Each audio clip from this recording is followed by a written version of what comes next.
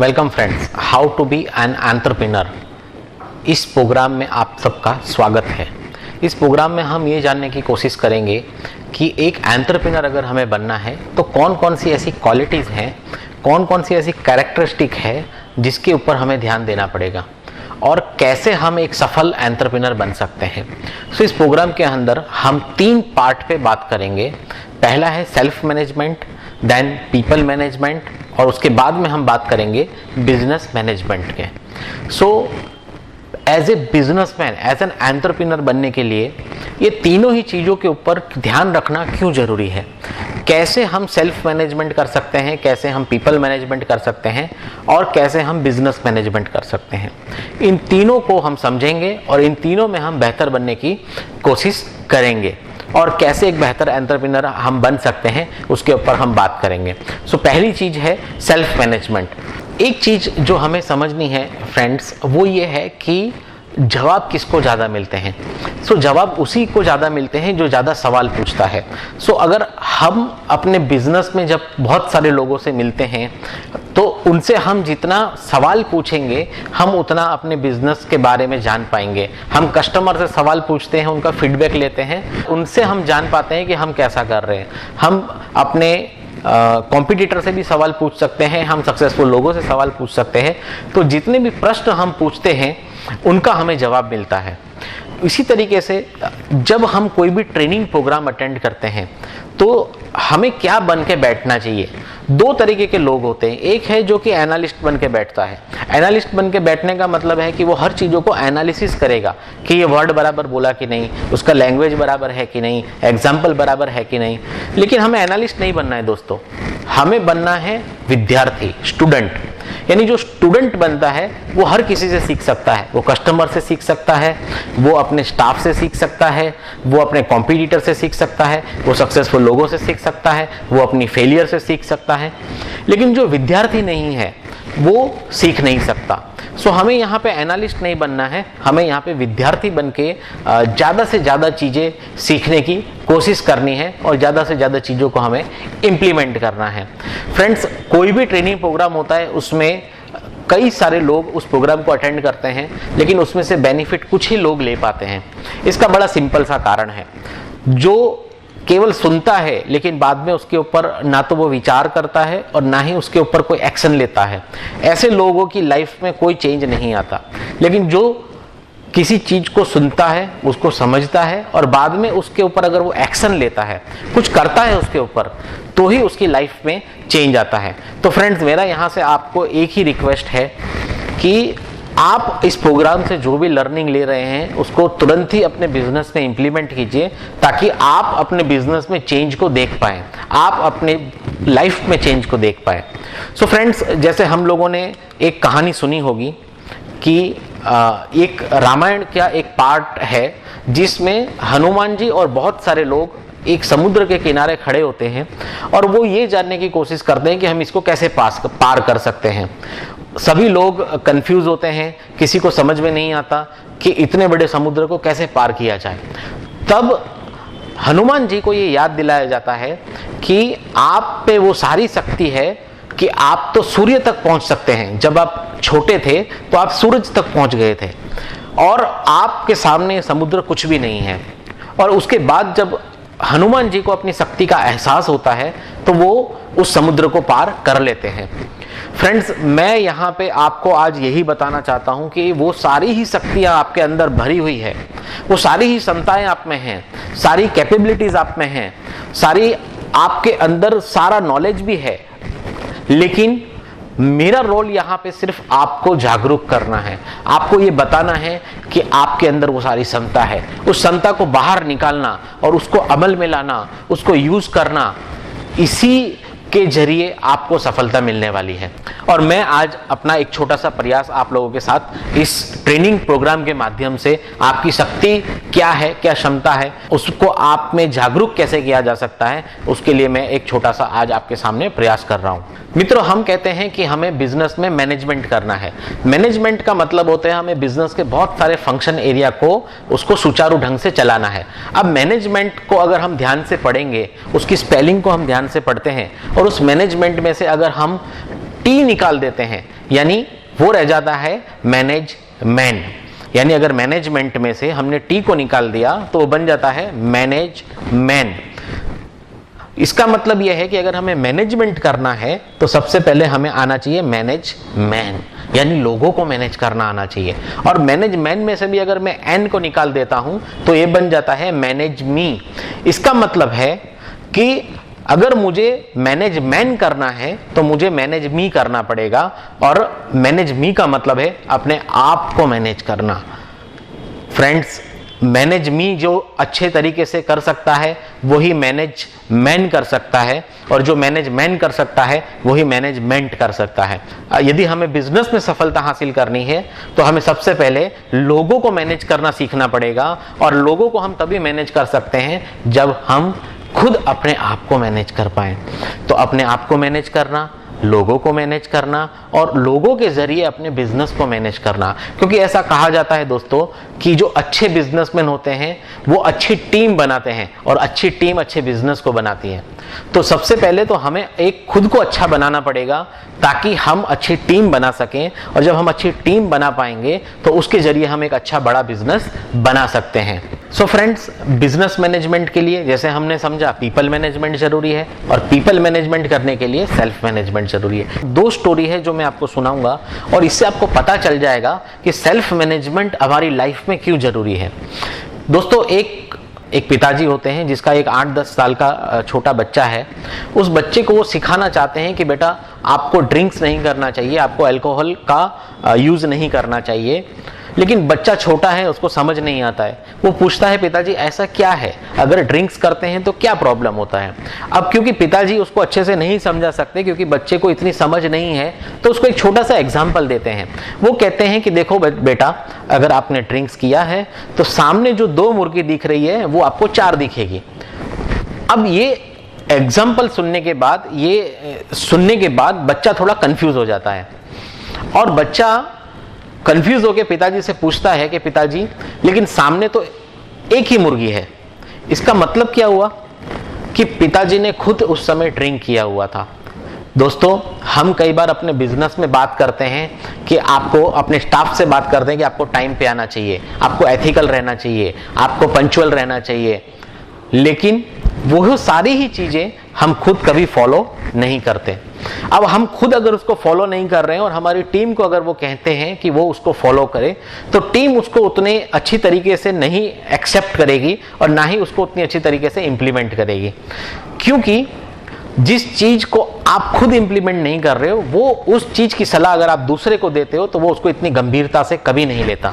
Friends, एक और story मैं आपको सुनाना चाहता हूं। एक फादर है जो अपने घर पे अपने ऑफिस का काम लेके आता है। अब बच्चा है उसका एक छोटा सा 10-12 साल का। वो बच्चा उसको कहता है कि पिताजी, संडे का दिन मेरा दिन है और आपको मेरे साथ खेलना पड़ेगा। पिताजी सोचते हैं कि अगर मैं बच्चे के साथ खेलूंगा तो मेरा काम रुक जाएगा। अब वो क्या करते हैं, वो देखते हैं इधर उधर और सोचते हैं कि इसको किसी काम में बिजी करना पड़ेगा। सो इधर उधर देखते हैं तो टेबल पे एक न्यूज़पेपर पड़ा है जिसपे एक वर्ल्ड का मैप है, और वो इधर उधर देखते हैं, वर्ल्ड का मैप हाथ में उठाते हैं, उसके 4-5 टुकड़े करते हैं और बच्चे को दे देते हैं। बोलते हैं कि इस मैप को जैसा वो पहले था उसी तरीके से उसे जोड़ के वापस लेके आओ। फ्रेंड्स, कई बार हम बोलते हैं कि हमारा कस्टमर सही नहीं है, कई बार हम बोलते हैं हमारा स्टाफ गलत है, कई बार हम बोलते हैं हमारे पड़ोसी अच्छे नहीं है, कई बार हम ये भी बोलते हैं कि हमारा फैमिली हमें सपोर्ट नहीं करता है। यानी हमें पूरी दुनिया खराब लगती है, पूरी दुनिया से हमें प्रॉब्लम लगता है। अब यहाँ पे अब समझने वाली चीज है, वो बच्चा जाता है और 10 मिनट में वो मैप को वापस जोड़ के आ जाता है। पिताजी बड़े खुश हो जाते हैं। वो सोचते हैं कि शायद इस मैप में वो 2 घंटा बिजी रहेगा, उस दौरान में अपना काम कर लूंगा। लेकिन जब बच्चा 10 मिनट में वापस आ जाता है तो पिताजी बड़े खुश हो जाते हैं। बोलते हैं, बेटा तू बड़ा होशियार मेरा बच्चा है और तुझे इतनी समझ है कि तू कौन सा कंट्री कहाँ पे है, ये तूने जैसा था वैसा जोड़ के ले आया। बच्चा थोड़ा कंफ्यूज हो जाता है। बच्चा बोलता है, पिताजी मुझे कंट्री के बारे में नहीं मालूम, मुझे दुनिया के बारे में नहीं मालूम, मुझे तो सिर्फ इतना पता है कि इस दुनिया के नक्शे के पीछे एक इंसान का चेहरा था, मैंने इंसान को ठीक किया, दुनिया अपने आप ठीक हो गई।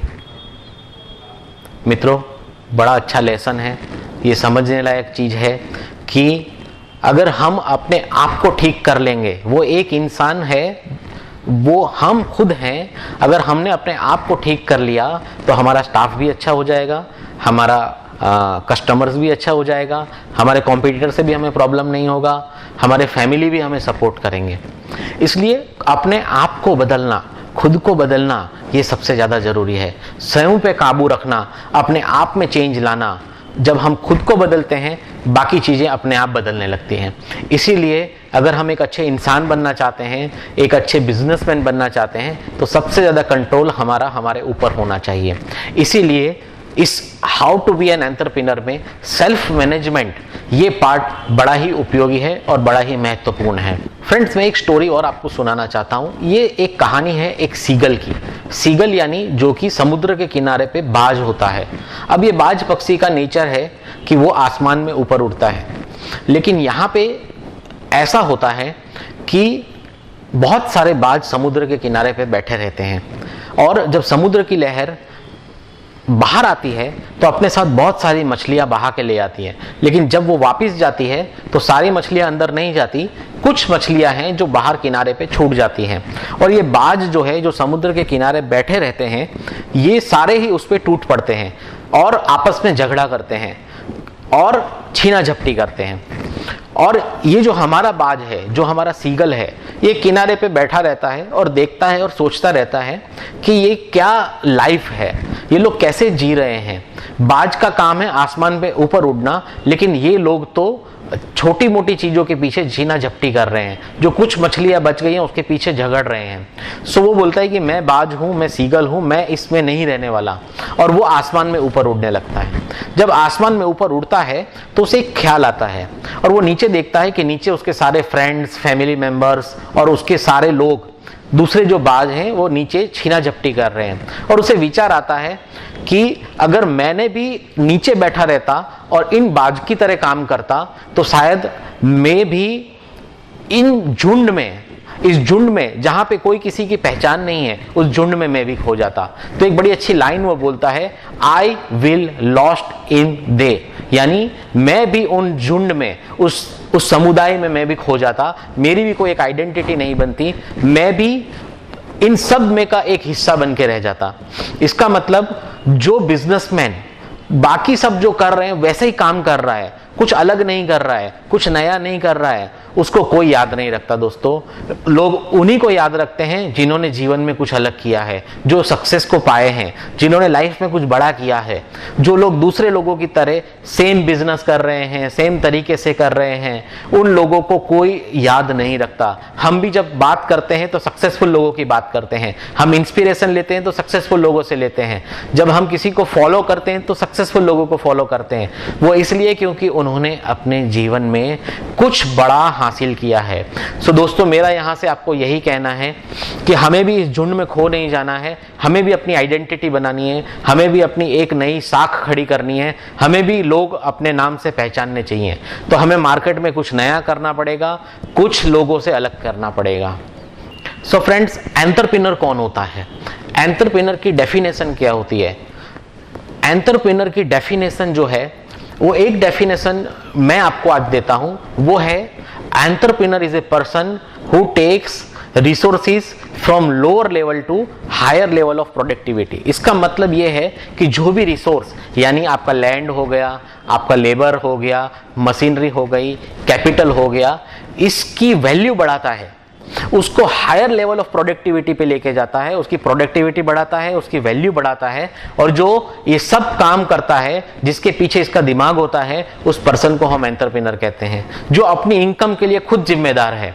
ऐसे लोगों को हम एंटरप्रेन्योर कहते हैं। फ्रेंड्स, मैं एक स्टोरी आपको और सुनाना चाहता हूं। एक एंटरप्रेन्योर है जो कि कई सालों तक काम करता है और बाद में जॉब करता है। दिन में लाइफ गार्ड की जॉब कर रहा है, रात को होटल में जॉब कर रहा है, और उसको ये लगता है कि एक रिटेल बिजनेस उसका पैशन है और रिटेल बिजनेस में वो एक बड़ा बिजनेस बना सकता है।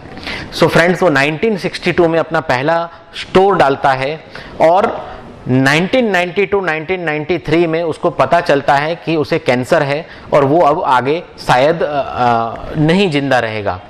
तो वो एक बुक लिखता है मेड इन अमेरिका, और उस बुक में वो लिखता है कि कैसे सफलता हासिल की जा सकती है, कैसे एक स्टोर से मल्टीपल स्टोर पे जाया जा सकता है।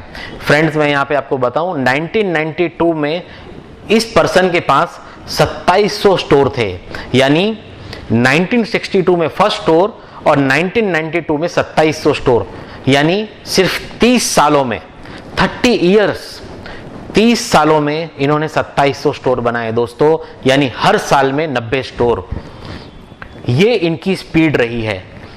अब ये पर्सन जब बुक लिखते हैं, इनका ऑब्जेक्टिव बहुत सिंपल है कि जिस तरह से मैंने बिजनेस बड़ा बनाया है, जैसे मैंने कुछ बड़ा काम किया है, मेरे से इंस्पिरेशन लेके, मेरे नॉलेज का फायदा उठा के बाकी के लोग भी अपने बिजनेस को बड़ा कर सकें।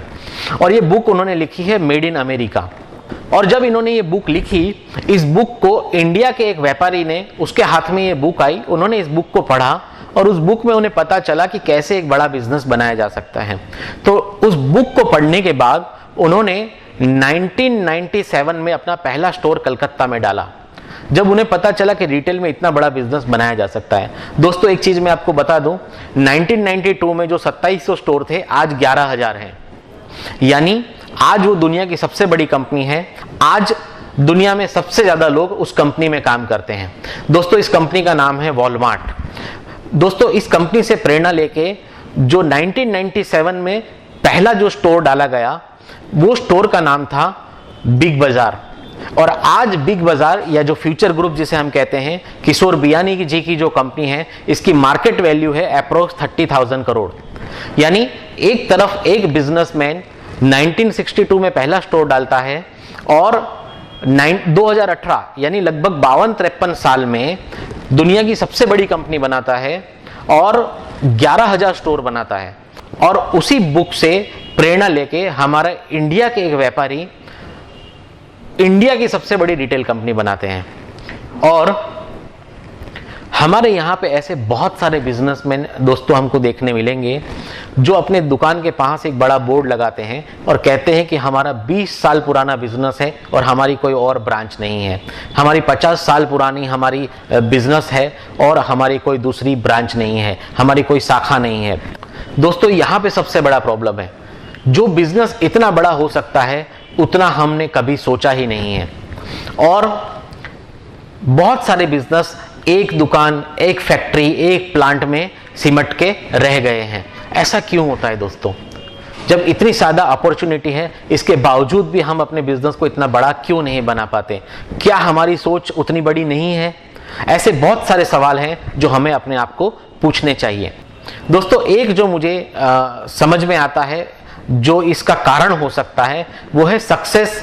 सब लोगों को सक्सेस चाहिए, लेकिन अगर इधर सक्सेस जोन है और इधर कंफर्ट जोन है, लोग कंफर्ट जोन से बाहर नहीं आना चाहते और सक्सेस जोन में जाना चाहते हैं। लेकिन सक्सेस जोन और कंफर्ट जोन के बीच में एक पेन जोन है, उस पेन जोन को पार नहीं करना चाहते। दोस्तों, एक सिंपल सा एग्जांपल देके मैं आपको समझाता हूं। समझिए कि मुझे वेट लॉस करना है, अपना वजन कम करना है, तो उसके लिए वो मेरे लिए सक्सेस जोन है, वजन कम होना। लेकिन मुझे कंफर्ट जोन क्या है? मुझे सुबह उठना नहीं पसंद है, मुझे डाइट करना नहीं पसंद है, मुझे एक्सरसाइज नहीं पसंद है। सो मेरा पेन जोन क्या है कि मुझे एक्सरसाइज करनी पड़ेगी, मुझे डाइट फॉलो करना पड़ेगा। सो ऐसी बहुत सारी मेरी आदतें हैं जो चाहे स्वादिष्ट खाने की, नमकीन खाने की, स्वीट खाने की, उसको मुझे छोड़ना पड़ेगा। सो जब तक मैं उस पेन जोन में नहीं जाता तो मैं और अपने कंफर्ट जोन से बाहर नहीं निकलता, तब तक मैं सक्सेस जोन में कभी भी नहीं जा सकता। और जो बिजनेसमैन आज छोटे रह गए हैं, वो उनका सबसे बड़ा प्रॉब्लम यही है कि वो जो सक्सेस जोन पाना तो चाहते हैं, लेकिन अपने कंफर्ट जोन छोड़ना नहीं चाहते और उसके बीच में जो पेन जोन है उसे पार करना नहीं चाहते। सो ये एक बड़ा रीजन है दोस्तों, जिसकी वजह से बहुत सारे बिजनेस छोटी साइज के रह जाते हैं। दोस्तों, हमने एंटरप्रेन्योर की एक डेफिनेशन देखी जो रिसोर्सेज को हायर लेवल ऑफ प्रोडक्टिविटी की तरफ लेके जाता है। लेकिन एंटरप्रेन्योर, हम नॉर्मली अपने बिजनेस में जो वर्ड यूज करते हैं वो है बिजनेसमैन, लेकिन इसके लिए एक और वर्ड है उसको कहते हैं हम एंटरप्रेन्योर। एंटरप्रेन्योर का मतलब है उद्योग साहसिक, यानी ऐसे लोग जो उद्योग में साहस करें उसे हम कहते हैं उद्योग साहसिक। मित्रों, जो लोग अपने बिजनेस में रिस्क लेते हैं वही उद्योग साहसिक है। अगर वो रिस्क नहीं ले रहा है तो उसे हम बिजनेसमैन नहीं कहेंगे, उसे हम एंटरप्रेन्योर नहीं कहेंगे, वो एक सेल्फ एम्प्लॉयड है। अब हम अगर रिस्क लेते हैं तो दो चीजें होती हैं। सबसे पहले अगर हम रिस्क लेंगे तो आइदर हमें सक्सेस मिलेगी, आइदर हमें फेलियर मिलेगा। अगर हमें सक्सेस मिलती है तो हमें अर्निंग मिलेगी, अगर हमें फेलियर मिलता है तो हमें लर्निंग मिलेगी, एक्सपीरियंस मिलेगा। लेकिन दोस्तों, 3 टाइप का रिस्क होता है जो बिजनेसमैन को, जो नॉर्मली बिजनेसमैन लेते हैं। पहले टाइप का रिस्क जिसमें ज्यादा कैलकुलेशन नहीं होता है, जिसमें ज्यादा स्टडी नहीं होती है, जिसमें ज्यादा रिसर्च नहीं होता है, यहां पे 50-50% चांस है कि आप सक्सेस होंगे या आप फेल जाएंगे। यानी इस तरह का रिस्क हो गया बिना सोचे समझे लिया गया रिस्क। यानी ये ऐसा रिस्क है जहां पे कुछ निश्चित नहीं है कि आप फेल होंगे या आप पास होंगे, आप सक्सेस जाएंगे या आप फेल होंगे। इसको कहते हैं बिना सोचे समझे लिया गया रिस्क। और जब इस तरह का रिस्क लिया जाता है तो मेजॉरिटी जगह पे हमें फेलियर मिलती है, क्योंकि इसके पीछे कोई कैलकुलेशन नहीं होता। जैसे कि ये जमीन ले ली जाए, इसमें इसका प्राइस बढ़ जाएगा, ये शेयर में पैसा डाल दो, इसका प्राइस बढ़ जाएगा, लेकिन इसके पीछे क्या रिसर्च है, क्या आपने उसके पीछे स्टडी किया है, ऐसा कुछ भी नहीं होता। इसको कहते हैं बिना सोचे समझे लिया गया रिस्क। दूसरे टाइप का रिस्क जो ज्यादातर बिजनेसमैन लेते हैं, और वो रिस्क है रिस्क ना लेने का रिस्क, यानी पैरालिसिस बाय एनालिसिस। इसका मतलब बहुत सिंपल है, क्योंकि अगर आप रिस्क नहीं लेते तो ना तो आपको सक्सेस मिल रही है, ना आपको फेलियर मिल रही है, ना आपको लर्निंग मिल रही है, ना आपको अर्निंग मिल रही है। यानी ऐसे लोगों का लाइफ में बिजनेस स्टैग्नेंट हो गया है, लाइफ स्टैग्नेंट हो गई है। ये लोग कभी आगे नहीं बढ़ पाएंगे, क्योंकि ये लोग कुछ भी नया नहीं कर रहे हैं। तीसरे टाइप का रिस्क जिसे हम कहते हैं कैलकुलेटेड रिस्क। अब कैलकुलेटेड रिस्क कैसा होता है?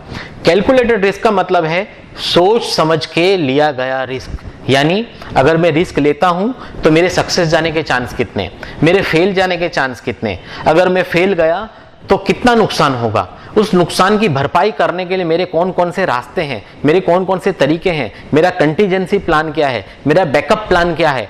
इसको सबको प्लान करने के बाद जो रिस्क लेता है, जो प्रोजेक्ट करता है, इसे हम कहते हैं कैलकुलेटेड रिस्क। तो दोस्तों, मैं आपसे जो रिस्क लेने की बात कह रहा हूं वो है कैलकुलेटेड रिस्क। यानी हमें पहले प्रकार का रिस्क भी नहीं लेना जहां पे बिना सोचे समझे हम रिस्क लें, हमें दूसरे प्रकार का भी रिस्क नहीं लेना जहां पे हम कोई एक्शन ही ना ले पाए, हम ये करें कि ना करें, करें कि ना करें, इस कंफ्यूजन से हम पैरालिसिस हो जाए, हम डिसीजन ही ना ले पाए, हमें वो रिस्क भी नहीं लेना है। हमें तीसरे तरह का रिस्क लेना है जिसे हम कहते हैं कैलकुलेटेड रिस्क, जहां पे हमें पता है कि हमें कितना रिस्क लेना है। उस रिस्क में अगर कुछ प्रॉब्लम आया, कुछ फेलियर मिली तो लर्निंग तो मिलेगी, लेकिन उस रिस्क से अगर हमें बाहर निकलना है, उस फेलियर से बाहर निकलना है, तो हमारे दूसरे रास्ते कौन कौन से हमारे पास ओपन है।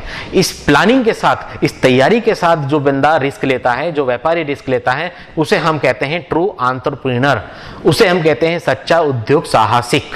पीटर ड्रकर कहते हैं गुड ऑर्गेनाइजेशन, जो बड़े ऑर्गेनाइजेशन होते हैं, जो अच्छे ऑर्गेनाइजेशन होते हैं, they learn from external world, वो बाहर की दुनिया से सीखते हैं, and they create excellent internal result. और ऐसे लोग बहुत अच्छा इंटरनल रिजल्ट जनरेट करते हैं। यानी हम पूरी दुनिया से सीख सकते हैं और हर किसी से सीखने के बाद उसको इंप्लीमेंट हम अपने बिजनेस में करते हैं और अपने बिजनेस के अंदर हम बहुत अच्छा रिजल्ट जनरेट करते हैं। तो जो बड़ी ऑर्गेनाइजेशन है, जो अच्छी ऑर्गेनाइजेशन है, वो हर किसी से सीखती है, वो अपने कॉम्पिटिटर से भी सीखती है, वो अपने कस्टमर से भी सीखती है, वो अदर बिजनेसमैन से भी सीखती है, दूसरी इंडस्ट्री से भी सीखती है। उसी तरह हमें भी अलग अलग जगह से अपनी लर्निंग करनी चाहिए और अपने बिजनेस को बेस्ट लेवल पे लेके जाना चाहिए। दोस्तों, अब हम एक और बात करेंगे, वो है एंटरप्रेन्योर का प्रमोशन कैसे होता है। फ्रेंड्स, जैसे हम जानते हैं कोई भी बच्चा जब किसी नर्सरी में जाता है पढ़ने के लिए, तो 1 साल बाद वो अगले स्टैंडर्ड में जाता है, फिर वो उससे अगले स्टैंडर्ड में जाता है, यानी उसका प्रमोशन होता है, उसका ग्रोथ होता है। वो पहले प्राइमरी जाता है, फिर सेकेंडरी जाता है, फिर वो ग्रेजुएशन करता है, मास्टर्स करता है, उसका ग्रोथ होता है। लेकिन एक बिजनेसमैन का ग्रोथ कैसे होता है, इसको आज हम समझते हैं। दोस्तों बिजनेसमैन अपनी लाइफ में 3 स्टेज पे होता है, उसको 3 स्टेज पार करने होते हैं। जब बिजनेसमैन बिजनेस को स्टार्ट करता है तो वो पहले स्टेज पे होता है, उसे हम कहते हैं ट्रेडर स्टेज।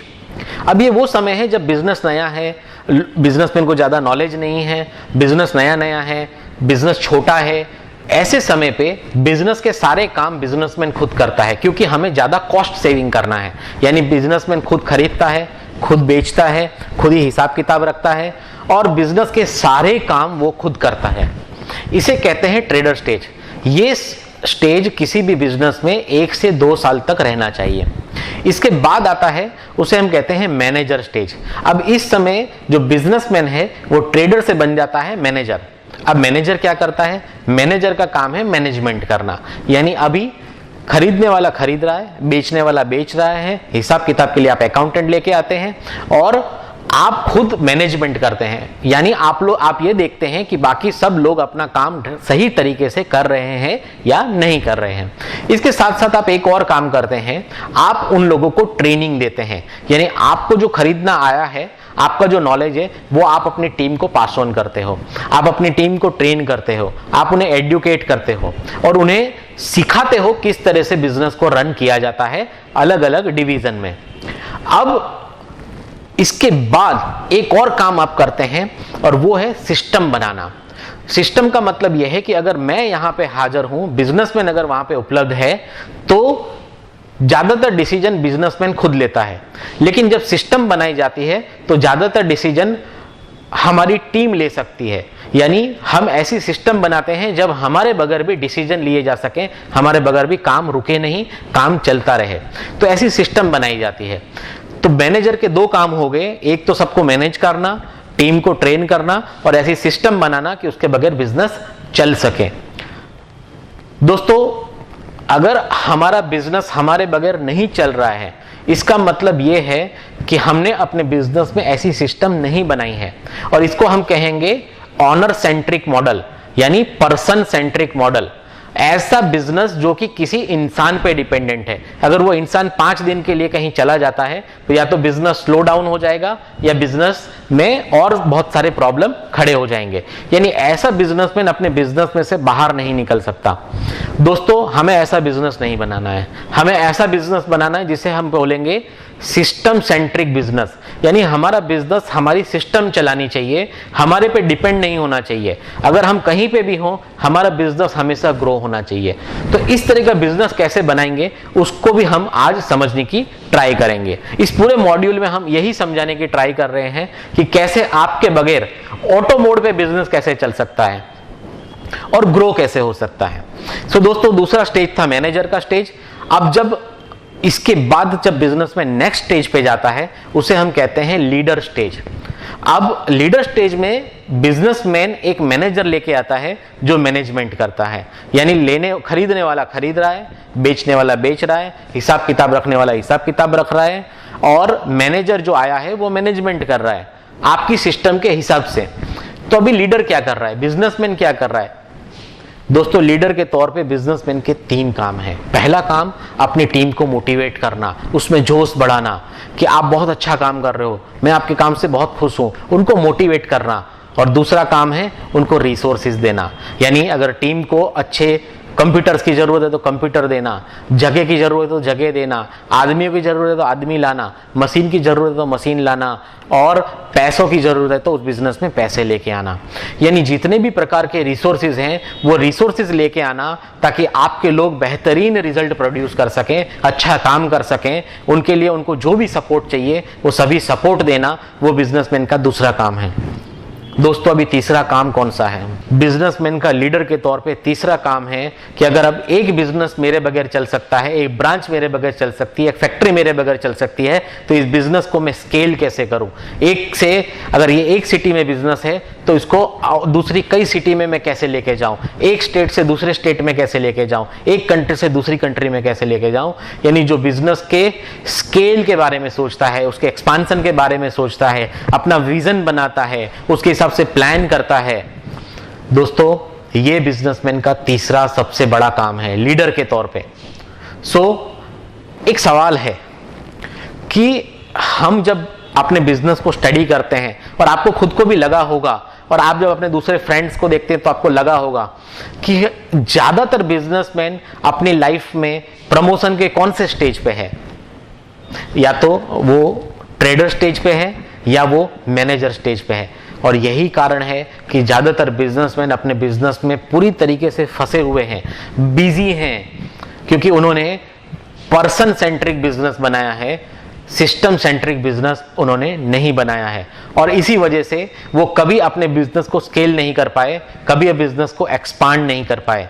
और इसमें से निकलना ये हमारे लिए सबसे बड़ा आज समझना हमें जरूरी है। दोस्तों, हमने बात की बिजनेसमैन के लाइफ में 3 प्रमोशन स्टेज। अब मैं बात करने वाला हूं हर बिजनेस के अंदर 3 देवता की। दोस्तों, 3 देवता हर बिजनेस में होने चाहिए। किशोर बियानी जी कहते हैं कि हर बिजनेस में 3 देवता होने चाहिए। पहला देवता जिसे हम कहते हैं ब्रह्मा। ब्रह्मा का काम क्या है? उनका काम है नया सर्जन करना, नया बनाना। ब्रह्मा हमारे बिजनेस में होना चाहिए। Number 2 is Vishnu. विष्णु का काम है मैनेज करना। And number 3 is Mahesh. उनका काम है विनाश करना। सो 3 देवता हमारे बिजनेस में बहुत जरूरी है, ब्रह्मा, विष्णु एंड महेश। ब्रह्मा का काम है नया सर्जन करना, विष्णु का काम है मैनेज करना एंड महेश का काम है डिस्ट्रॉय करना। अब बिजनेस में ये कैसे काम करता है? बिजनेस में हमें ब्रह्मा चाहिए। इसका मतलब यह है कि बिजनेस में कुछ न कुछ नया होते रहना चाहिए, नया सर्जन होना चाहिए, नई सिस्टम बननी चाहिए, नया मार्केटिंग सिस्टम बनना चाहिए, नया अकाउंटिंग सिस्टम आना चाहिए, नया प्रोडक्ट में इनोवेशन आना चाहिए, क्रिएटिव चीजें होती जानी चाहिए, नया नया सर्जन होना चाहिए। विष्णु का काम है मैनेज करना। बिजनेस में विष्णु का काम है जो चीजें अच्छी चल रही हैं इनको और बेटर बनाना, उनको और प्रोडक्टिव बनाना। और महेश का काम है डिस्ट्रॉय करना, यानी विनाश करना। बिजनेस में महेश का काम है ऐसी चीजों को खत्म करना जो अब रिजल्ट प्रोड्यूस नहीं कर रही हैं, जो कि अब ज्यादा उपयोगी नहीं है। पुरानी सिस्टम या पुराने लोग या पुराना काम करने का तरीका, इन सबको जब तक हम डिस्ट्रॉय नहीं करेंगे तब तक नया सर्जन नहीं हो सकता। दोस्तों, मैं यहां पे आपको एक एक्टिविटी करने का सुझाव देता हूं। हर 90 दिन पे आपको ये लिखना है कि आपके बिजनेस ने ब्रह्मा ने काम किया कि नहीं, विष्णु ने काम किया कि नहीं और महेश ने काम किया कि नहीं।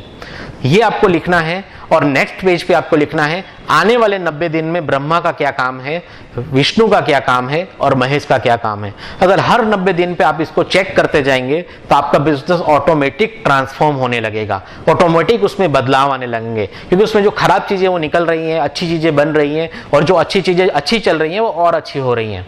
तो आपका बिजनेस हर 90 दिन के बाद एक नया फॉर्म लेगा, एक नए तरीके से नया बिजनेस बन के बाहर उभरेगा।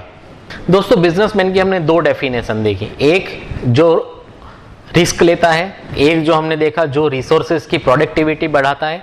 एक और बिजनेसमैन की डेफिनेशन है जो मैं आपके साथ शेयर करना चाहता हूं। बिजनेसमैन का मतलब है जिसके पास freedom of time and freedom of money हो।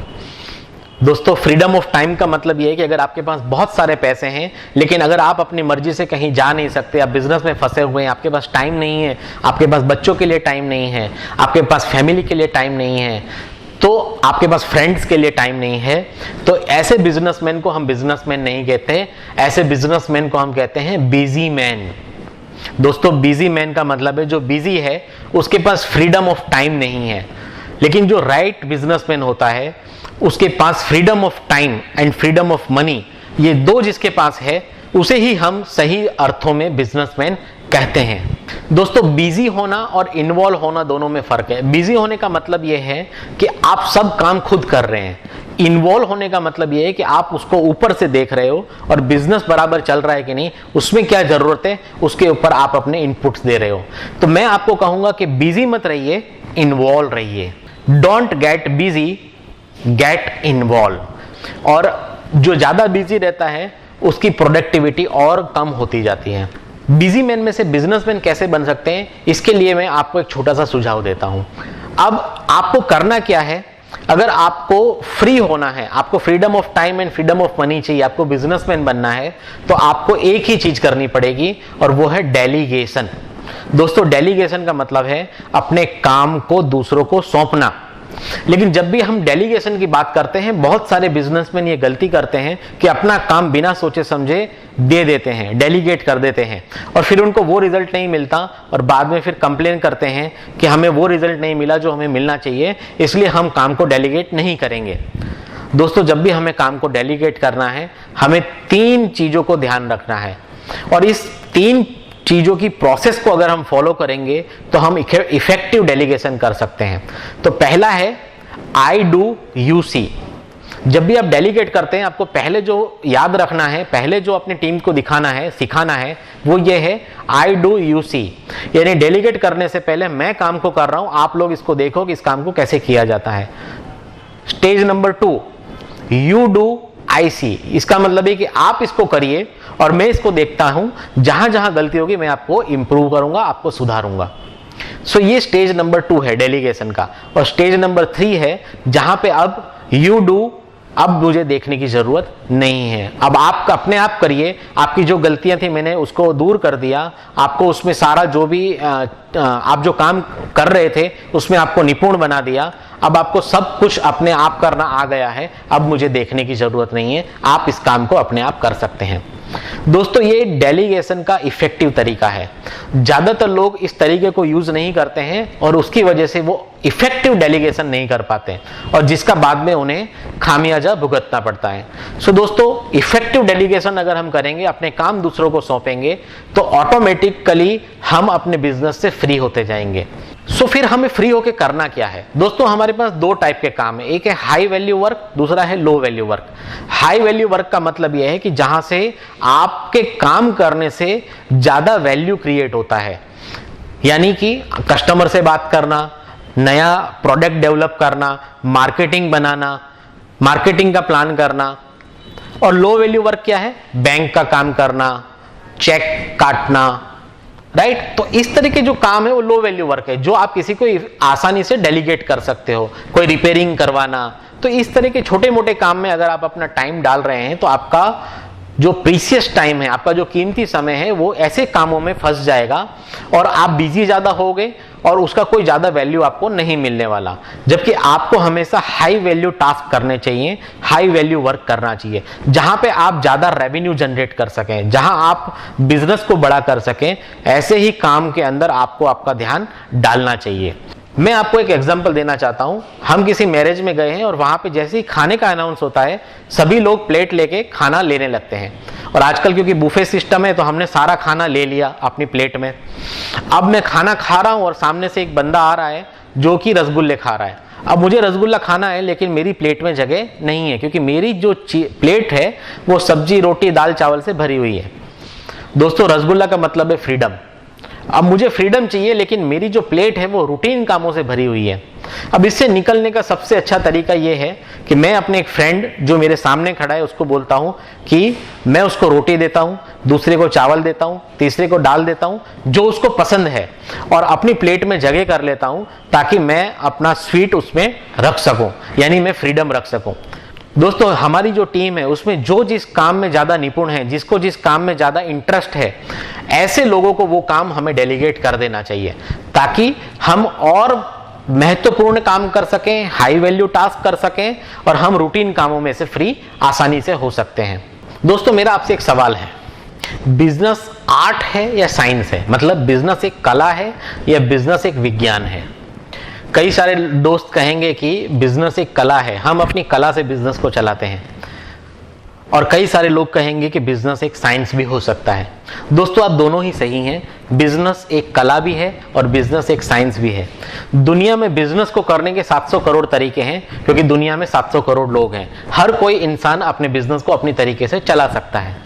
लेकिन यहाँ पे याद रखने वाली बात यह है दोस्तों कि जब तक हम ट्रेडर स्टेज पे हैं तब तक बिजनेस हम अपनी कला से चलाते हैं, यानी हमारे आर्ट से चलाते हैं।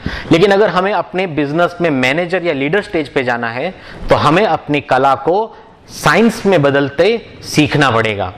जब तक हम अपने आर्ट्स को, हमारी कला को साइंस में नहीं बदलते हैं, उसको डॉक्यूमेंट नहीं करते हैं, उसको ऐसा नहीं बनाते हैं कि उस आर्ट को दूसरे लोग भी सीख सकें, उसका डुप्लीकेशन किया जा सके, तब तक आपका का बिजनेस आप पे डिपेंड रहेगा और आप ट्रेडर स्टेज से कभी मैनेजर स्टेज या लीडर स्टेज पे नहीं जा सकते। जैसा कि हमने डिस्कस किया था कि मैनेजर स्टेज में आपका काम है सिस्टम बनाना। इसका मतलब यह है कि आपने जो कुछ सीखा है, आपकी जो कला है, उसको आपको डॉक्यूमेंट करना पड़ेगा, उसका एक डॉक्यूमेंट बनाना पड़ेगा जो कोई भी बंदा दूसरा पढ़ के उसमें से आप जैसी निपुणता हासिल कर सके। जब तक आप ऐसा नहीं करते हैं, अपने आर्ट को जब तक साइंस में कन्वर्ट नहीं करते हैं, डॉक्यूमेंट में कन्वर्ट नहीं करते हैं, जिसे हम एसओपी कहते हैं, स्टैंडर्ड ऑपरेटिंग प्रोसीजर, जब तक आप एसओपी में कन्वर्ट नहीं करते हैं, काम करने का एक स्टैंडर्ड तरीका नहीं बनाते हैं, तब तक आपका बिजनेस आर्ट रहेगा, कला रहेगा और आप ट्रेडर से ऊपर स्टेज पे कभी भी नहीं जा सकते। सो दोस्तों, आपका जो भी नॉलेज है, आपकी जो भी कला है, आपका जो भी आर्ट है, आपका काम करने का जो भी तरीका है, इसे आज ही डॉक्यूमेंट करना स्टार्ट कीजिए और इसको ऐसा बना दीजिए, ऐसा एसओपी बना लीजिए कि कोई भी बंदा इसमें से नॉलेज लेके आप जिस तरह से काम करते हो उस तरह से काम कर पाए और उस तरह का रिजल्ट ले पाए, उस तरह का रिजल्ट दे पाए जिस तरह का रिजल्ट आप देते हैं। तभी आप आपके बिजनेस को ग्रो कर पाएंगे। सो दोस्तों, जैसे मैंने कहा, don't get busy, get involve. जब आप बिजी रहते हैं तो आप खुद वो काम को कर रहे हैं, लेकिन जब आप इन्वॉल्व रहते हैं तो आप इस तरह की सिस्टम बनाते हैं, इस तरह की एसओपी बनाते हैं ताकि आपका डुप्लीकेशन हो सके। क्योंकि जब तक आपकी कॉपी नहीं बनेगी तब तक आप एक जगह से मल्टीपल जगह पे उस आपके बिजनेस को नहीं ले जा पाएंगे, क्योंकि हर जगह पे बिजनेस चलाने वाला अलग होगा और अगर वो अपने अपने तरीके से चलाएगा तो कभी आपके बिजनेस में स्टैंडर्डाइजेशन नहीं आएगा, कभी आपको स्टैंडर्ड रिजल्ट नहीं मिलेगा। तो आपको आपके बिजनेस में आपकी जेरोक्स कॉपी बनानी पड़ेगी। यानी मैं इंसान की जेरोक्स कॉपी बनाने की बात नहीं कर रहा हूं, लेकिन आपके काम करने के तरीके की जेरोक्स कॉपी बनानी पड़ेगी, जिससे आप अपने बिजनेस को दूसरी जगह पे इसी ढंग से चला सकें जिस ढंग से आज आपके प्रेजेंस में वो बिजनेस चल रहा है। दोस्तों, एक और मुद्दा है जिस पे मैं आपका ध्यान खींचना चाहूंगा, वो है कि बिजनेस को हम कितने टुकड़ों में बांट सकते हैं। बिजनेस को हम अलग अलग टुकड़ों में बांट सकते हैं। जैसे पहला टुकड़ा हो गया सेल्स, दूसरा टुकड़ा हो गया मार्केटिंग, तीसरा टुकड़ा हो गया एडमिन, चौथा टुकड़ा हो गया एचआर, पांचवा टुकड़ा हो गया फाइनेंस, छठा टुकड़ा हो गया प्रोडक्शन, सातवां टुकड़ा हो गया आरएनडी। तो ऐसे बिजनेस को अलग अलग टुकड़ों में हम बांट सकते हैं। अब सवाल यह है कि हमारे बिजनेस में ये सारे ही हिस्सों का, सारे ही फंक्शन एरिया जिसे हम कह सकते हैं मैनेजमेंट की भाषा में, सारे ही फंक्शन एरिया का ध्यान कौन रखता है, उसके लिए जवाबदार कौन है, उसके लिए जिम्मेदार कौन है जिसके लिए वो अल्टीमेट रिस्पॉन्सिबल है, कौन वो पर्सन है। दोस्तों, जब हम ध्यान देंगे तो हमें ये पता चलेगा कि ये सारे ही फंक्शन एरिया के लिए हमारे पास कोई स्पेशलिस्ट नहीं है। सब जगह सभी एरिया के लिए हम खुद काम करते हैं। यानी हमारे बिजनेस में फाइनेंस भी हम देखते हैं, एचआर भी हम देखते हैं, मार्केटिंग भी हम देखते हैं, सेल्स भी हम देखते हैं, प्रोडक्शन भी हम देखते हैं, आरएनडी भी हम खुद करते हैं। दोस्तों, बड़ा सवाल है वो ये है कि कोई भी इंसान कितने सब्जेक्ट में और कितने फंक्शन एरिया में निपुण हो सकता है, कितने एरिया में उसके पास स्पेशलाइज्ड नॉलेज है। दोस्तों, बिजनेस में हर एरिया को एक स्पेशलिस्ट की जरूरत है। जो उस एरिया का स्पेशलिस्ट है उस एरिया को अच्छी तरीके से वो चला सकता है। लेकिन एज ए बिजनेसमैन अगर हम सब एरिया पे काम करेंगे तो कोई ना कोई एरिया बिजनेस का ऐसा है जो हमारा वीक रह जाएगा।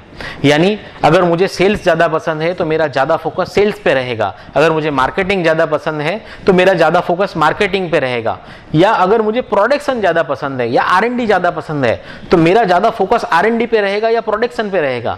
अब ऐसे केस में मैं रोज नई अच्छी अच्छी चीजें बना रहा हूं लेकिन मेरा सेल्स और मार्केटिंग पे ध्यान नहीं है। इसका मतलब मेरा इन्वेंट्री बढ़ रहा है, मैं नई नई प्रोडक्ट में इन्वेस्ट कर रहा हूं, नए इनोवेशन ला रहा हूं, लेकिन उसको मार्केट नहीं मिल रहा है। यानी वो प्रोडक्ट का जो वैल्यू एनकेस होना चाहिए वो हम नहीं कर पा रहे हैं।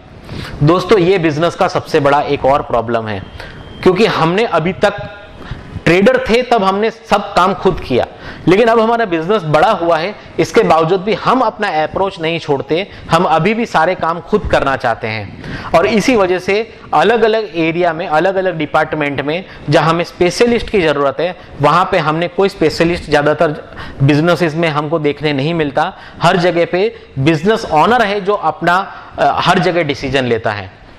और किसी भी बिजनेसमैन या किसी भी ऑनर के पास इतना नॉलेज नहीं हो सकता कि वो हर एरिया में स्पेशलाइज्ड नॉलेज लेके आया हो, हर एरिया में वो निपुण हो।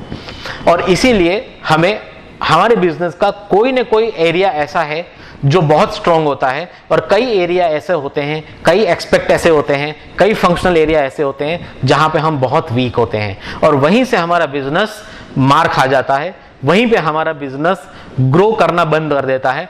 दोस्तों, अब हम बात करते हैं सक्सेस एंड ग्रोथ का फॉर्मूला क्या है। क्या आप ये जानना चाहते हैं? चलिए मैं आपको बताता हूं। जब भी हमें सक्सेस एंड ग्रोथ चाहिए तो हमें सबसे पहले जो बदलना पड़ता है वो है हमारे रिजल्ट्स। यानी जो रिजल्ट मुझे कल मिल रहा था वही रिजल्ट मुझे आने वाले दिनों में भी मिलने वाला है, वही रिजल्ट मुझे उसके बाद भी मिलने वाला है, तो मुझे सक्सेस एंड ग्रोथ नहीं मिलेगा। जब हम अपने रिजल्ट बदलते हैं, हमारे daily result, weekly result, monthly result, yearly result, जब हम हमारे रिजल्ट को बदलते हैं तब हमें सक्सेस एंड ग्रोथ मिलता है। अब रिजल्ट बदलने के लिए क्या चाहिए? रिजल्ट हमारे ऐसे ही अपने आप बदल जाएंगे? नहीं दोस्तों, रिजल्ट बदलने के लिए हमें एक चीज बदलनी पड़ेगी, और वो है हमारे एक्शन। यानी जिस तरह से मैंने कल एक्शन लिया उसी तरीके से मैं अगर आज एक्शन ले रहा हूं, उसी तरीके से अगर मैं आने वाले कल में भी एक्शन लूंगा तो मेरे रिजल्ट चेंज नहीं होने वाले।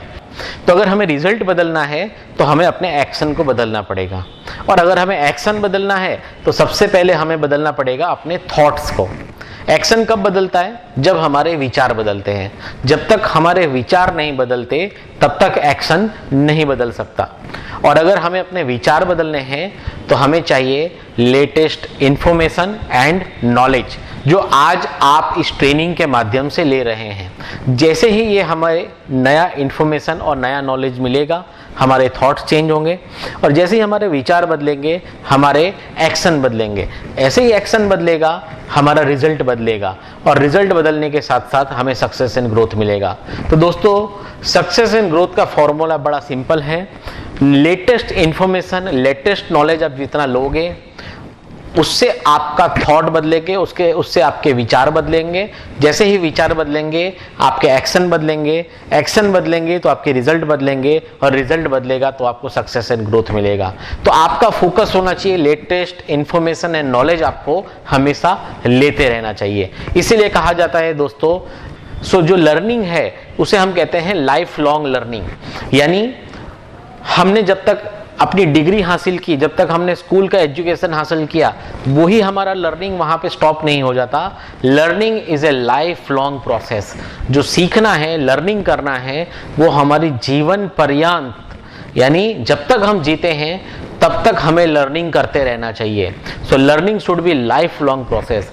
लर्निंग हमेशा चलते रहनी चाहिए। जो लर्निंग की प्रोसेस में रहता है वो ऑटोमेटिकली ही उसके बिजनेस में और उसकी लाइफ पे चेंज आता है, क्योंकि लर्निंग से ही आपको नया नॉलेज मिलेगा, लर्निंग से ही आपको नए थॉट्स मिलेंगे। लर्निंग आप अलग अलग माध्यमों से कर सकते हैं दोस्तों, लेकिन लर्निंग करना, लाइफ लॉन्ग लर्निंग, इसको अपने जीवन का मूल मंत्र आप बना लीजिए कि आपको लाइफ लॉन्ग लर्निंग करना है। आपको लर्निंग में रुकना नहीं है, आपको हमेशा सीखते रहना है।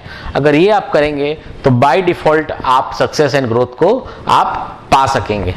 दोस्तों, ऐसा कहा जाता है कि बिजनेस फेलियर रेट, यानी जितने भी बिजनेस बंद होते हैं उसमें से 45% बिजनेस पहले 2 साल में बंद हो जाते हैं, और 75% पहले 5 साल में बंद हो जाते हैं, और 97% बिजनेस पहले 10 साल में बंद हो जाते हैं। ये एक रिसर्च बताता है।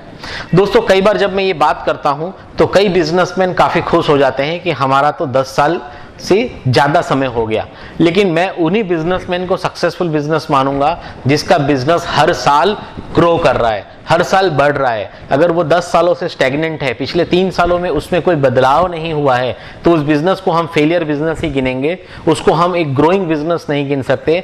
ऐसे बिजनेस को भी हम फेलियर बिजनेस गिनते हैं, क्योंकि इन्फ्लेशन के हिसाब से 7 to 8% बिजनेस का जो हमारा साइज है ऑटोमेटिक बढ़ जाता है। यानी अगर आपका बिजनेस 7-8%, 10% से ज्यादा ग्रो नहीं हो रहा है, इसका मतलब आपका बिजनेस जो है वो स्टैग्नेंट बिजनेस है। 7-8-10% ग्रोथ जो आपके बिजनेस में अगर आता भी है तो वो तो इसलिए आता है क्योंकि इन्फ्लेशन की वजह से बहुत सारी चीजों के दाम बढ़ जाते हैं।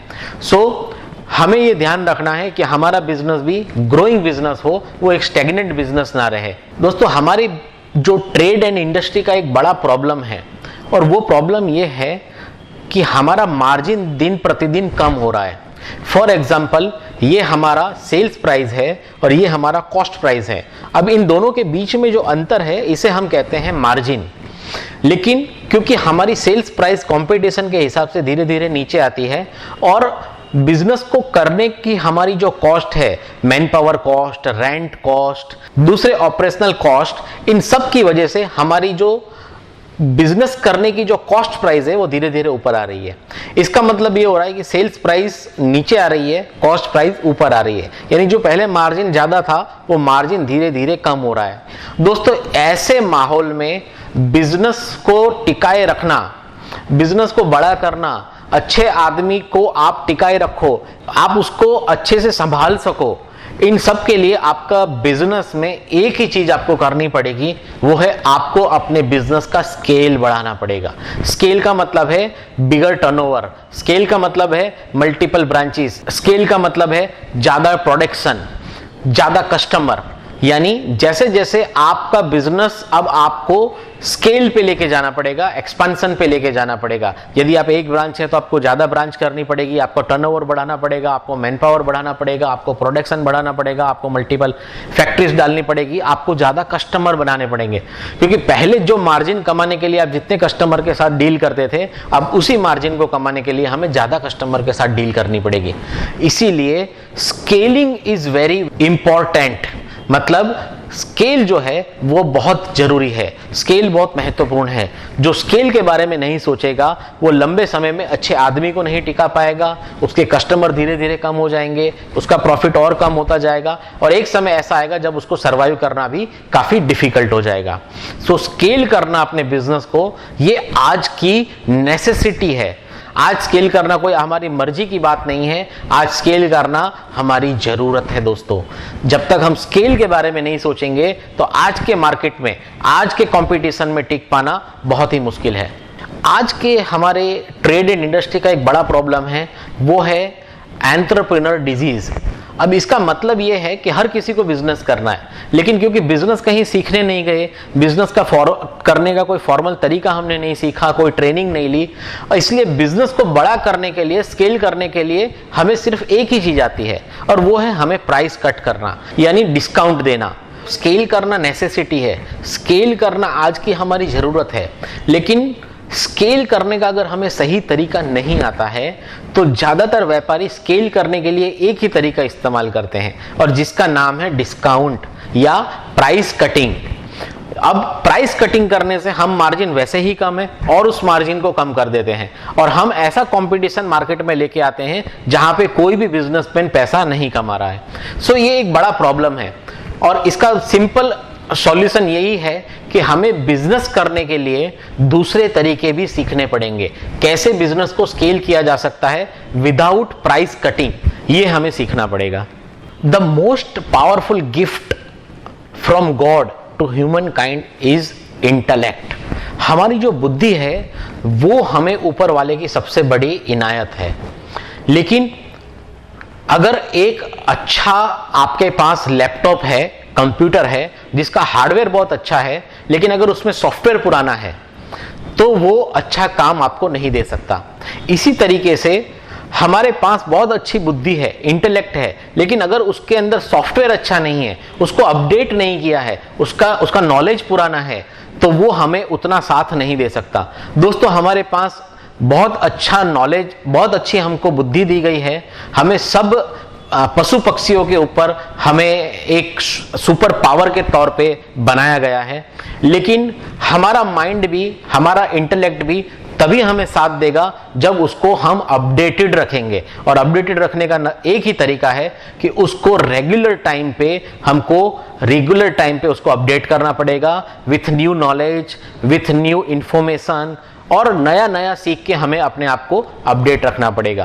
क्योंकि हार्डवेयर कितना भी पावरफुल हो, अगर उसमें सॉफ्टवेयर पुराना है तो वो आपको सारा अच्छा रिजल्ट आपको नहीं दे सकता। इसलिए हमारा सॉफ्टवेयर यानी हमारा जो माइंड है, इसको भी हमें अपडेटेड रखना पड़ेगा with latest knowledge and information. दोस्तों, हम बिजनेस कहां से सीखे, हमको बिजनेस करना कैसे आया। हमने बिजनेस या तो अपने बाप दादाओं से सीखा है, या हमने दूसरे लोगों को देख के सीखा है, या हम धीरे धीरे बिजनेस करते करते हमको बिजनेस करना आ गया। ये एक पुराना तरीका था जिसके थ्रू हम बिजनेस सीखे। इसे कहते हैं 20th सेंचुरी बिजनेस मॉडल, यानी 20वीं सदी में जब हम बिजनेस करते थे तो हमारा बिजनेस को सीखने का तरीका यही था। लेकिन 21वीं सदी का जो तरीका है उसमें हमें बहुत सारा अपडेटेड नॉलेज चाहिए। हमें अपने बिजनेस करने के ज्ञान को बढ़ाना पड़ेगा, हमें बिजनेस कैसे करना इसको सीखना पड़ेगा। 21वीं सदी का जो तरीका है वो है कि पहले हम बिजनेस सीखें, बाद में हम बिजनेस उसमें करें, या बिजनेस करते करते बिजनेस को सीखें, लेकिन एक्सपीरियंस से नहीं। इसके अलावा हमें बहुत अलग अलग तरीकों से, बुक से, सीडी से, ट्रेनिंग प्रोग्राम से, सेमिनार से, ऐसे अलग अलग तरीकों से हमें बिजनेस को सीखना पड़ेगा। इसका बड़ा कारण यह है कि 20वीं सदी में इतना कंपटीशन नहीं था, लेकिन 21वीं सदी में धीरे धीरे कंपटीशन और बढ़ रहा है। अब 20वीं सदी में क्योंकि कंपटीशन नहीं था, इसलिए अगर बिजनेस हमको थोड़ा बहुत करना अगर कम भी आता है तो भी हमारा गुजारा चल जाता था। लेकिन आज हम कहते हैं दोस्तों, कट थ्रॉट कंपटीशन, यानी ऐसा कंपटीशन जहां पे अगर आपने जरा भी भूल की तो आपको एक बड़ा उसका खामियाजा भुगतना पड़ सकता है। सो 21वीं सदी जो है ये नॉलेज सोसाइटी है। 21वीं सदी में विदाउट नॉलेज आप बिजनेस नहीं चला सकते। दोस्तों 20वीं सदी का जो तरीका था उसमें हमारा एक ही तरीके से हम काम करते थे कि हमारा जो रोल होता था बिजनेस में वो था हम अपने कैश काउंटर को संभालते थे, और हमारा पूरा दिन उस कैश काउंटर के ऊपर ही बीतता था, और हमारा काम था ग्राहकों के साथ कैश का लेन देन। लेकिन 21वीं सदी का तरीका बहुत अलग है दोस्तों। 21वीं सदी में वो बंदा जो पूरा दिन काउंटर पे बैठता है वो कभी ग्रो नहीं हो पाएगा। 21वीं सदी का तरीका है कि जहां पे आप मार्केट का स्टडी करते हैं, आप कस्टमर का स्टडी करते हैं, आप कॉम्पिटिटर का स्टडी करते हैं, मार्केट में नया क्या आ रहा है उसको स्टडी करते हैं, ट्रेंड कैसे चेंज हो रहा है उसका स्टडी करते हैं, नई प्रोडक्ट क्या आ रही है उसका स्टडी करते हैं, और ये सारी स्टडी करने के बाद आप अपने बिजनेस में जाके उसको इंप्लीमेंट करते हैं।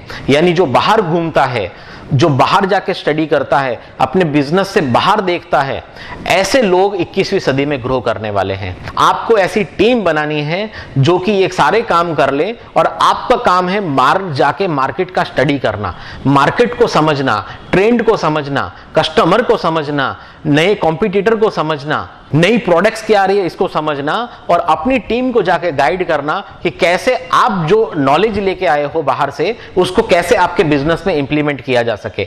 अगर इस तरीके को अपनाया जाएगा तो आने वाले समय में ये व्यक्ति जो पूरा दिन अपने काउंटर पे बैठता है और दूसरा व्यक्ति जो पूरा दिन मार्केट में घूमता है, दोनों में से जो मार्केट में घूम रहा है बिजनेसमैन वो अपने बिजनेस में आगे होगा दोस्तों। जो काउंटर पे बैठता है वो कभी भी अपने बिजनेस में आगे नहीं आएगा। जो मार्केट से नॉलेज लाना है, मार्केट का स्टडी करना है, अपना विजन बनाना है, उसके जाने के लिए प्लानिंग करना है, ये काम आपका कोई कैशियर नहीं कर सकता, लेकिन कैशियर आपका पैसे के लेन देन का काम अवश्य कर सकता है।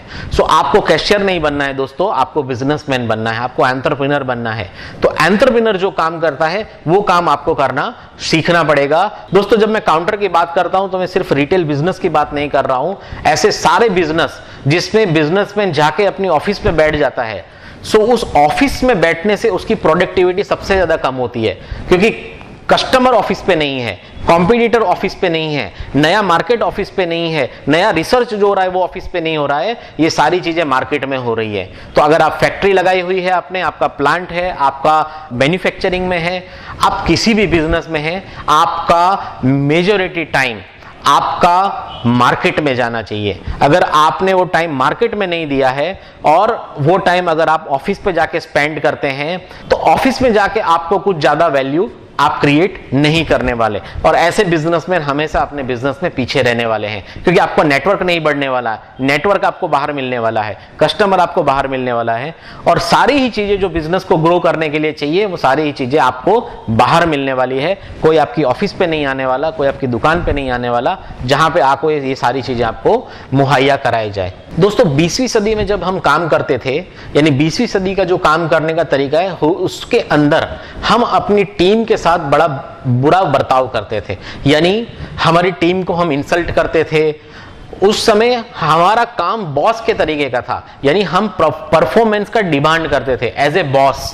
लेकिन 21वीं सदी का तरीका दोस्तों बिल्कुल अलग है। 21वीं सदी में आपकी टीम को फ्रीडम चाहिए, उनको मोटिवेशन चाहिए, उनको एनकरेजमेंट चाहिए और उनको ट्रेनिंग चाहिए। दोस्तों 20वीं सदी में जो तरीका हमने यूज किया वो तरीका 21वीं सदी में नहीं चलने वाला। 21वीं सदी में अगर आप बॉस बन के डिमांड करोगे तो आपको रिजल्ट नहीं मिलेगा, लेकिन आपको उनकी टीम का सदस्य बन के उनको मोटिवेट करके, उनको एनकरेज करके, उनको ट्रेन करके आप उनसे और बेहतर रिजल्ट निकलवा सकते हो। 21वीं सदी में ये समझना जरूरी है कि आज जिस टीम के साथ हम काम कर रहे हैं, 20वीं सदी में ऐसा नहीं था दोस्तों। 20वीं सदी में नौकरियां बहुत कम थी, लोग आपके वहां रहते थे क्योंकि लोगों के पास नौकरियां नहीं थी, और आप जैसा भी बर्ताव करो लोग आपके वहां पे टिके रहते थे। लेकिन 21वीं सदी में आप जो सैलरी दे रहे हो उस सैलरी में उसके पास बहुत सारे ऑप्शंस हैं, और अगर आप उनसे अच्छा बर्ताव नहीं करोगे, उनका नॉलेज नहीं बढ़ रहा है, उनको एनकरेजमेंट नहीं मिल रहा है, उनको फ्रीडम नहीं मिल रही है, तो आप कभी भी अच्छी टीम नहीं बना पाओगे दोस्तों। और टीम के बिना, जैसे मैंने बोला कि पीपल मैनेजमेंट के बगैर आप बिजनेस मैनेजमेंट नहीं कर सकते, क्योंकि वो टीम होती है जो आपके बिजनेस को ऊपर ले जाने के लिए अपना योगदान देती है। दोस्तों 20वीं सदी में हम कहा करते थे कि हमारी टीम जो है उसको हम स्टूपिड कहते थे, मूर्ख कहते थे। लेकिन 21वीं सदी का हमारा स्टाफ मूर्ख नहीं है, वो उसके पास भी वही नॉलेज है जो आज हमारे पास है। कई बार ऐसा कहा जाता है कि जितना कस्टमर के बारे में हमारा स्टाफ जानता है उतना शायद हम भी नहीं जानते, क्योंकि ज्यादातर डीलिंग कस्टमर स्टाफ के साथ करता है, हमारे साथ नहीं करता है। 20वीं सदी में हम कम सैलरी देते थे, लो सैलरी पे लोग ढूंढते थे, वीक लोग ढूंढते थे। लेकिन 21वीं सदी में हमें काबिल लोग चाहिए, उनको हमें पूरा भुगतान करना पड़ेगा और उनको वो पूरा हक मिलना चाहिए जिसके लिए वो हकदार हैं। इसीलिए 20वीं सदी का तरीका 21वीं सदी में टीम को जब हम बनाने की बात करते हैं तो आपका नहीं चलने वाला। दोस्तों 20वीं सदी में ऐसा कहा जाता था कि हमको ज्यादा से ज्यादा स्टॉक रखना है ताकि हम कस्टमर को आसानी से माल दे सके, हमें ज्यादा दिमाग न लड़ाना पड़े, हमें ज्यादा परचेजिंग का ध्यान ना रखना पड़े। तो हम हमेशा ज्यादा क्वांटिटी में माल भर के रखते थे।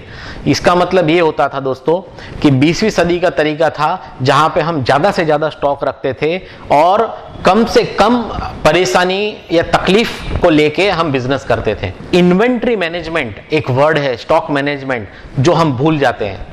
स्टॉक जितना ज्यादा होगा उतना स्टॉक जल्दी खराब होगा, उतना जैसे ही अगर वो गारमेंट है या ऐसी इंडस्ट्री है जहां पे फैशन चेंज होता है तो वहां पे कुछ समय के बाद में आपका स्टॉक का वो वैल्यू नहीं आता जो वैल्यू आपको मिलना चाहिए। अगर वो खाने की प्रोडक्ट है तो उसमें एक्सपायरी होता है, रेट कटिंग होता है और बहुत सारे उसमें बिगाड़ हो सकता है। लेकिन 21वीं सदी में कहा जाता है कि इन्वेंट्री मैनेजमेंट इज मस्ट। आपको इन्वेंट्री मैनेजमेंट करना पड़ेगा। दोस्तों इन्वेंट्री मैनेजमेंट या स्टॉक मैनेजमेंट का मतलब यह नहीं कि आप कम से कम स्टॉक रखें। स्टॉक मैनेजमेंट का मतलब है कि आपको जितनी जरूरत है उस हिसाब से आपको स्टॉक रखना है, आपको स्टॉक का फोरकास्टिंग करना है, कब आपको कौन सा स्टॉक की जरूरत पड़ेगी उसका पहले से आपके पास ऑन पेपर प्लान होना चाहिए और उस प्लानिंग के हिसाब से आप परचेज करें।